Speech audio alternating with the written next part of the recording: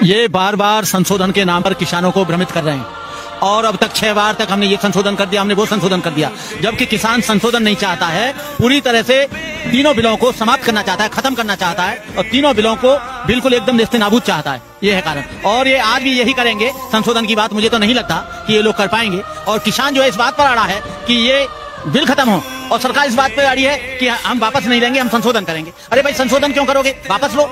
जब किसान चाहता ही नहीं उस बिल को, और किसानों की बगैर मर्जी के आप मुझे खाना दे रहे हो, मैं खाना नहीं चाहता हूं, तो आप किसको खिलाएंगे? वो जबरदस्ती हमारे मुंह में घुसेड़ना चाहता है। हम लोग बीच का रास्ता निकालना चाह रहे हैं। हम लोग हिंसा के पक्ष में नहीं है, क्योंकि देश बनाने वाले हम हैं, देश को खाना खिलाने वाले हम हैं, तो हम नहीं चाहते कि देश में हिंसा फैले। इसलिए मैं बार बार वार्ता के लिए उनके बीच में जा रहा हूँ। लेकिन ये तानाशाही सरकार किसानों की सुनने वाली नहीं है, क्योंकि ये बड़े लोगों के हाथों बिक चुकी है, मुझे पूरा विश्वास है। लेकिन आज नहीं कल ये सरकार झुकेगी और किसानों के दरवाजे के सामने मत्था टेकेगी, मुझे पूरा विश्वास है। देखो भाई, ये जुमलेबाज हैं, झूठ बोल के सत्ता में आए, झूठ बोल के इन्होंने संसद की कुर्सी हथियाई। इन लोगों की बराबर झूठ बोलने वाला कोई नहीं है। सारा किसान, सारा देश का मजदूर, सारे देश के लोग ये जान गए कि इनसे बड़ा जुमलेबाज और इनसे बड़ा झूठा कोई नहीं है। पहले जब ये सत्ता में आए तो कहा इन्होंने 15-15 लाख रुपए मिलेंगे, काला धन वापस होगा और 2 करोड़ लोगों को नौकरी मिलेगी। अब 2 करोड़ नौकरी तो नहीं मिली, वो संस्थान और बेच रहे हैं। इसी तरह से ये किसानों के खेतों को बेचेंगे, किसानों को बधुआ बना देंगे, किसानों को ये गुलाम बना लेंगे। ईस्ट इंडिया कंपनी है ये नई ईस्ट इंडिया कंपनी आई है। पहले एक वो ईस्ट इंडिया कंपनी थी जिसने देश पर कब्जा किया, अब ये अडानी और अंबानी ईस्ट इंडिया कंपनी आ गई जो देश पर कब्जा करने के लिए चाह रहे हैं। अब किसान जाग गया है। किसान इतना बेवकूफ नहीं है, किसान पढ़ा लिखा है। किसानों में MA PhD भी है, डीलिट भी है, किसानों में डॉक्टर भी है, इंजीनियर भी है। अब पहले की तरह बेवकूफ नहीं है। इनको, इनके बाप को भी ये बिल वापस लेना पड़ेगा और किसान इससे ज्यादा कम पर समझौता नहीं करेगा। संशोधन के नाम पर ये फिर गुमराह करना चाहते हैं। कभी गृह मंत्री को भेज देते हैं, कभी रक्षा मंत्री को, कभी कानून मंत्री को। इनकी जरूरत नहीं है। कृषि मंत्री और प्रधानमंत्री सीधा आ जाओ और कहते कि बिल वापस ले लिया भैया, आप अपने घर जाओ। उनको पहले वचन और वादा कर चुका है अडानी अंबानी को। अडानी और अंबानी ये बिल लाए बाद में, पहले उनको गोदाम बनवा दिए, और जब गोदाम बनवा दिए हैं तो अब करे तो करे क्या?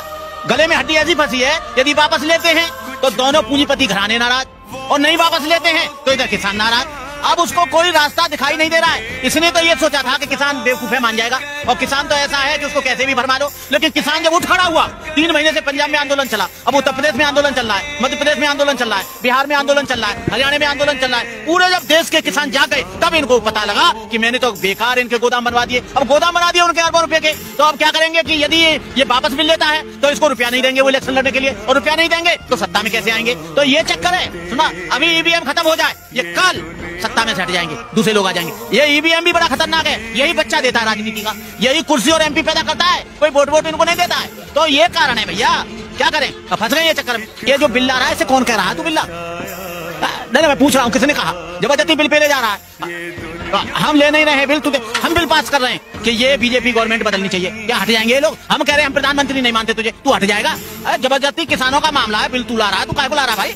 क्या करेगा बिल ला के यहाँ पर? और ऐसा बिल ला रहा है, कोई जरूरत नहीं है इसके बिल फिल की। ये बिल तुरंत हटना चाहिए और इसकी जरूरत नहीं है। और इसके बिल फिल को कभी कोई नहीं मानेगा, कभी कोई नहीं मानेगा किसी भी हालत में, और इनको कोई अनाज नहीं देगा अडानी और अंबानी को, ये भगते रहे।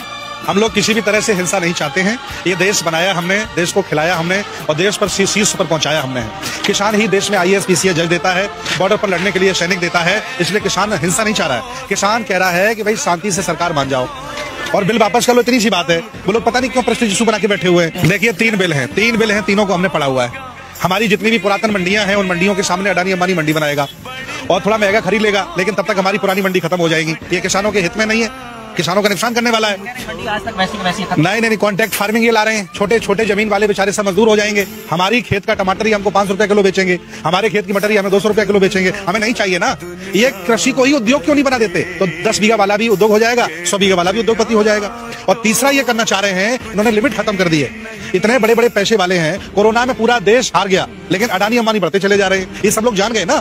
अब ये सारा भंडारण खुद कर लेंगे। किसान तो जिंदा रह लेगा, चूंकि वो पैदा करता है। मास्टर कैसे जिंदा रहेगा? डॉक्टर कैसे जिंदा रहेगा? मजदूर क्या करेगा? उसको तो बहुत महंगा मिलेगा ना खाना। इसलिए ये बिल मजदूरों के भी खिलाफ है, सरकारी कर्मचारियों के भी खिलाफ है, और हम लोगों के भी खिलाफ है, किसानों के भी खिलाफ है। हर हालत में सरकार को वापस लेना चाहिए, मैं चाहता हूँ। और हम लोग सारे किसानों के साथ हैं, तब तक बने रहेंगे जब तक बिल वापस